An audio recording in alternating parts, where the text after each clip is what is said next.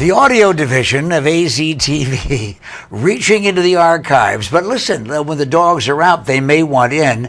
And if you pay attention like our next guest does, he'll know. And he'll probably also know what they've been doing when they were out. One of your favorite subjects with Tim Link, talking about pet communication. You're an animal communicator. Since when? When did you find out that some of the voices that you were hearing came from dachshunds? Right. February 2004.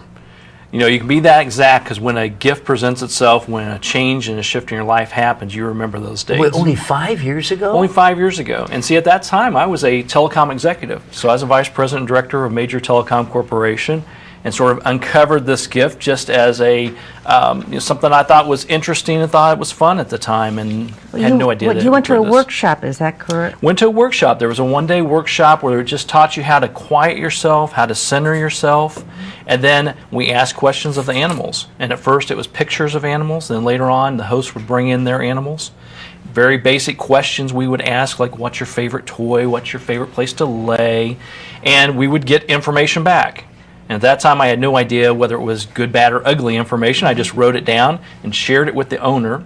The owner was the only one that knew the real answers behind these questions. There were about 12 people in the class, 4 or 5 questions each, so 50, 60 questions, and every one of them I was hitting accurately. Wow. That's amazing. So when you're talking about that kind of communication, one has to necessarily recognize the fact that you're probably saying, many of you are saying, oh yeah? Who says so? Because just about anybody can say, oh, desert tortoise? Oh, yeah, no. She just said, I'm thirsty. Right, right.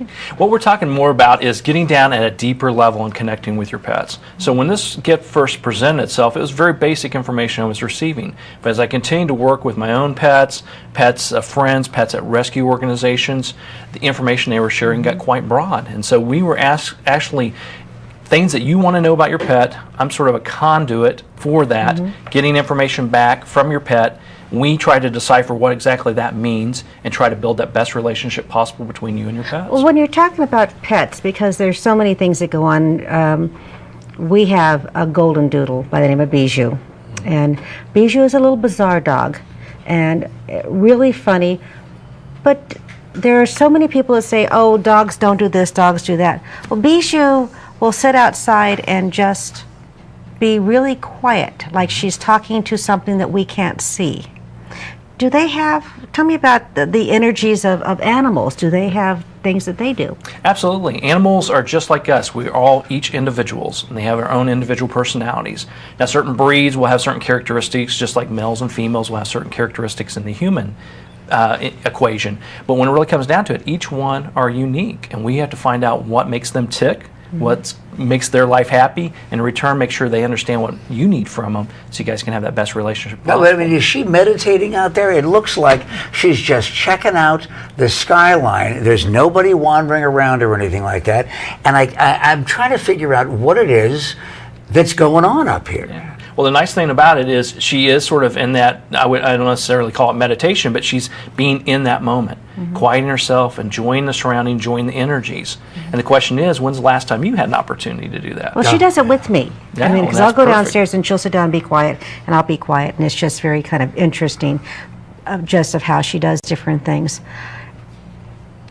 The only problem we have with Bijou, and we're not going to just go on Bijou, is in pet language, how do they try to tell you what they want? And how do you understand that? Right.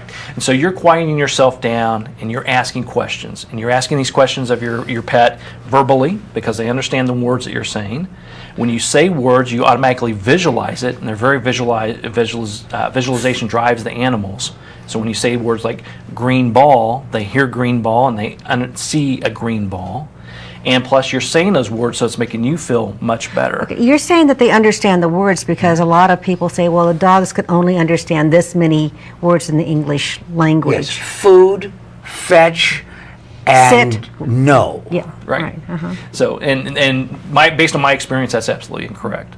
I do understand that they understand what we're trying to tell them. We have that heart connection with them. We have that ability to center ourselves and give them information that we want from them. And in return, if we calm ourselves down enough, we can receive information back. Are animals ethical? Do they have an ethics about them? I mean, do they know right and wrong?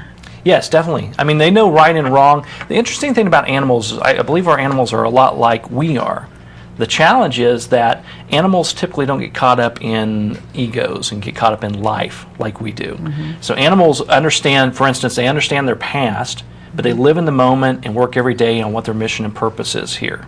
Humans have that same ability. Unfortunately, we get caught up in our past and we hold it up like a little golden egg sometimes because it's our prized possession, even though we say we want to get rid of it. All right, so when a Pekingese is presented to you for communication purposes by its owner, and the Pekingese came from Shanghai, does it understand English? It does understand. So it understands English. It understands what you're saying and the visualization. And the visualization is the key here.